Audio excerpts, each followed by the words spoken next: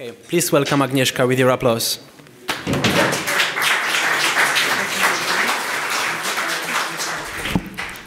Good morning.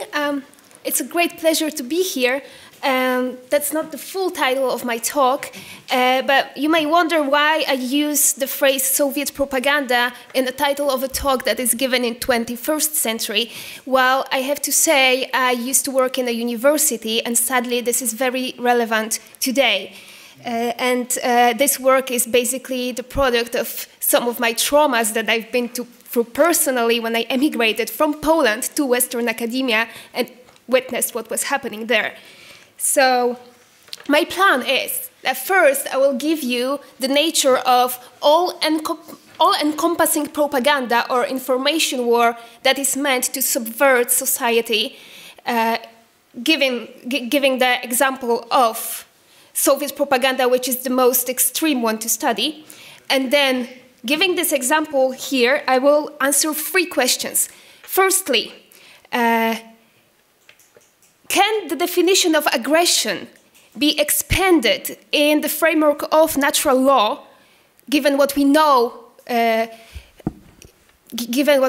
how societies are subverted? Second question is to see if and how Karl Popper might have been naive in phrasing his paradox of tolerance in 1945. And the third question is, what would be the best defense against ideological subversion? So the basis of the first question here is the natural law, and I'm sure everybody knows the concept that laws are not man-made, and individuals have inalienable rights to life, to property, and to stamp on these rights is effectively being a criminal in front of God, in front of truth, in front of nature.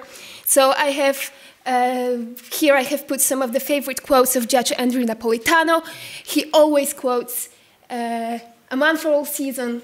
Some men say the earth is flat, some men say the earth is round, but if it's flat, could Parliament make it round? So the inalienable rights of individuals are of that same nature. They are not changeable by humans.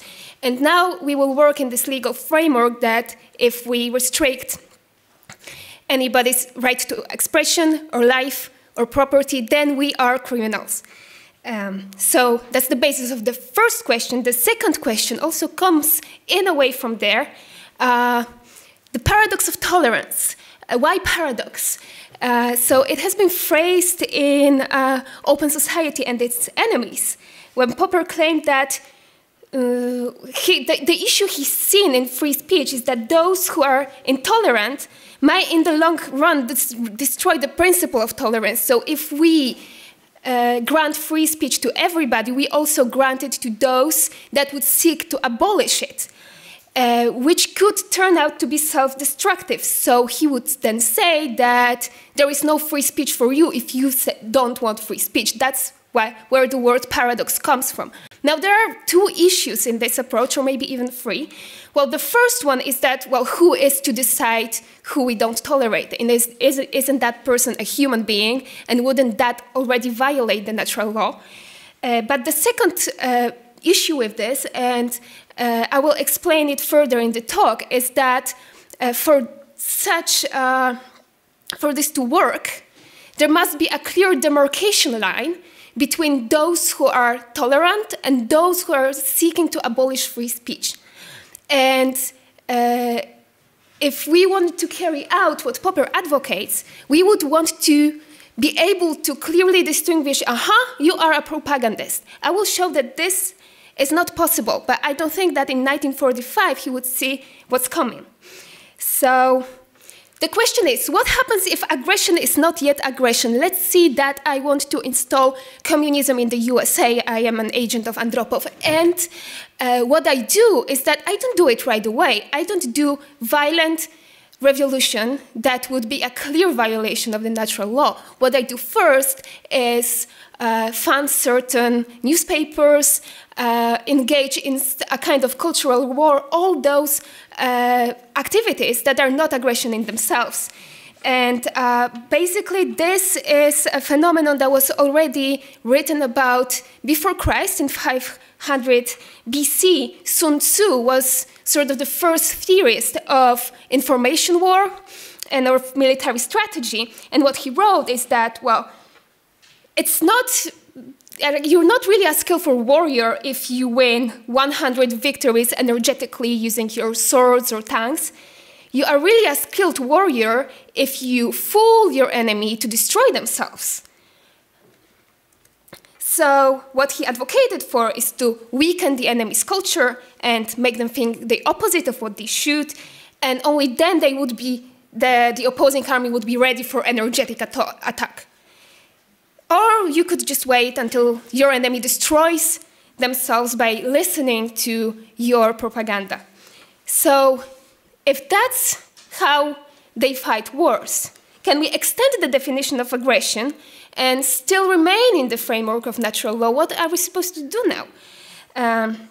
The rules of revolution that are written by the KGB propaganda department and given to us by some defectors are very similar to what Sun Tzu wrote more than 2,000 years ago.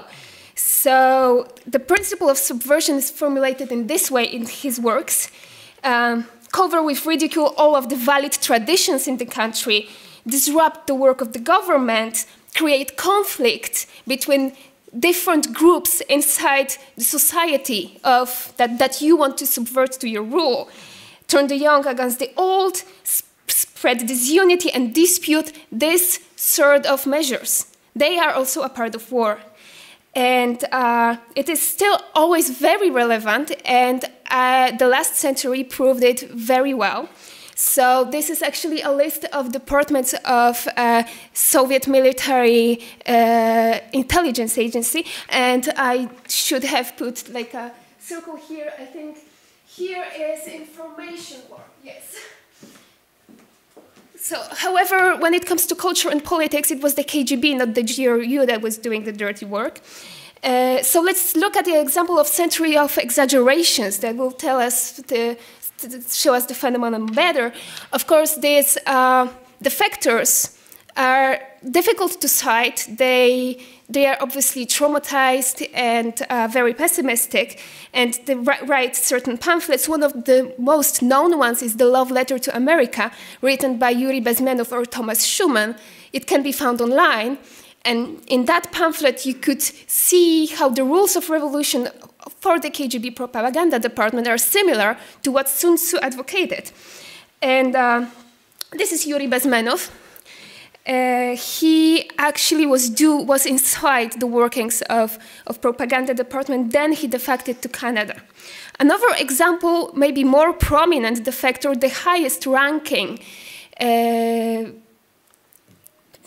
defector from the Eastern Bloc, General Pacepa of Romania, who ran away to the US when Ceausescu ordered him to kill one of the leaders of the Free Europe Radio. In his book Disinformation, he lays down the process in great detail. So he writes about the psychological manipulation. He writes about how KGB was using theater plays and all kinds of arts and licentia poetica to create a discord between Jews and Catholics to undermine Pius XII, who was a saint man. One of their influence agents has written a play where he accused Pius XII of not being resistant enough to Nazi Germany, which couldn't be further away from the truth, and it was only done because the Catholic Church was a great enemy of Moscow. But it was just a play. So what are we supposed to do? Are we supposed to shut down theaters in this way if we are fighting this information war? Well, then we would end up creating a dictatorship ourselves, and that is the problem here.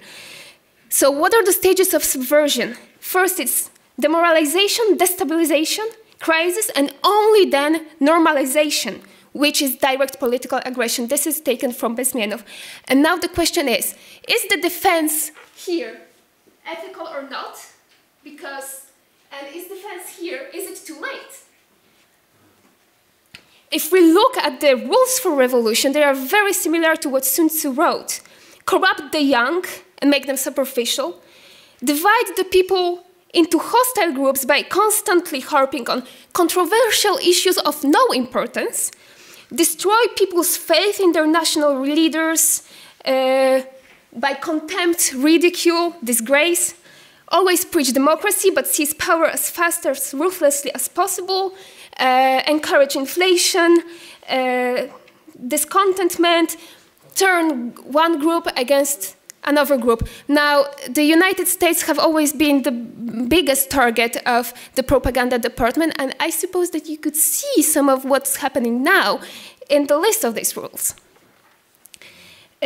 So what could be the answer to that, knowing that these phenomena exist and like we are fighting the information war? They came early. Already in 1990, there was the example of the Lusk Committee, and that was basically a measure that went against free speech in a scare against Bolshevism in the New York State. So that's another quote from Judge Napolitano. Senator Walters, whose resolution created the committee, was confident that it would serve its purpose, declaring, "I trust that we shall not stop at anything in our effort to tear Bolshevism up with the roots." It's a very righteous effort. However, as we shall shortly see, it didn't matter to the state of New York that getting rid of Bolshevism meant hurling free speech into the sea as well. So what are we supposed to do? In fear of one dictatorship that may be a terrible one, we would create a slowly pacing dictatorship of our own. So this is exactly why Mises would be advocating for emergency makeshift. And if you go on Wikipedia or any mainstream page about Mises, this quote is always there. And I suppose this is also the success of KGB propaganda department and their psychological war. And his argument was a utilitarian one. And he argued that the emergency makeshift to save European civilization precisely against Bolshevism would be some kind of fascist dictatorship, but only because of these phenomena that were installed in society and how society was trying to subvert. So it was basically fighting evil with evil. And again, as I argued, we see this now from the naturalist. I mean, I carry out my argument in the naturalist framework. This one is a utilitarian one, but let's assume for a while that we are utilitarians and we do the makeshift. And then let's ask ourselves, can this makeshift be undone? Isn't the nature of power such that if we give it like a finger, it will take a hand? And there's already an example from the very early days of the US, 13 years after 1776. And in 1776, John Adams signed his name under the Jeffersonian version of natural law, but it didn't take long for him to revoke freedom of speech facing an undeclared war with France. So it's possible that even if we do such makeshift, it can't be undone due to the nature of power. So to answer the first question, I would have to argue that it is impossible to extend the definition of aggression to information war and still become naturalist, because then we would violate natural law ourselves. It is too complicated of a process, and we would end up in a crippling dictatorship of our own. But if we look closer into this question, I would even argue that it doesn't make sense to ask that. Why? Let's look at the rules for revolution again. So if you look closely, you will see that for them to succeed, they already need an overgrown political system. So if we corrupt the young or create hostile groups, it can only result in revolution and its subversion if one group has power over another group. If we want to get discontentment and inflation, it can only work if the government is already in charge of monetary policy. So being prone to information war means that we are already in an overgrown political system that violates that natural law. So that's why asking this question doesn't really make sense. They already need the power structure for this subversion to cripple through. So my extended answer to question one is that it's practically, if we ask question 1, if we can be subverted, then it means the natural law is already somehow violated. Because it means we live in a power structure where morality and values of group A can be forced upon group B. So if we, for once, if we stop being unapologetic about ethics being higher than law, we would end up in this propaganda gang wars. So what would be my answer to question 3? Like, what could be the best defense against subversion? Maximum decentralization and maximum self-responsibility so that no group A has power over group B in a big way, and maximally decentralized states so that power couldn't grow, because as we know, it grows extensively with the size of the state. So this is the proposition of how to fight an information war: dissolve the structure and reverse the process of creating big centralized governments. And to answer the second question, was Karl Popper naive in what he wrote about the paradox intolerance? I would say that in this paragraph he was, in the sense that it will not be possible to have a clear demarcation line between those that seek to abolish the rule of law and subvert the society, because this is done in very insidious cultural ways. And we cannot just close down theaters if we know the Soviet Union exists. And I think it's still very relevant today, especially after what I've seen. Thank you.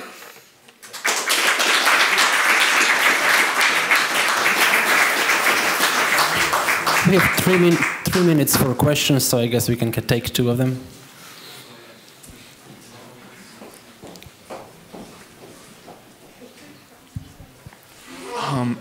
You talked about a very important issue and a very important topic, which is psychological operations, basically. But I would disagree on one point. Perhaps it is disingenuous to say that this phenomenon is only happening in a certain region or from a certain actor only. For instance, if you look at the invasion of Iraq and the manufacturing of consent that led up to that, and that was important to happen for them to do that, it's also very much apparent.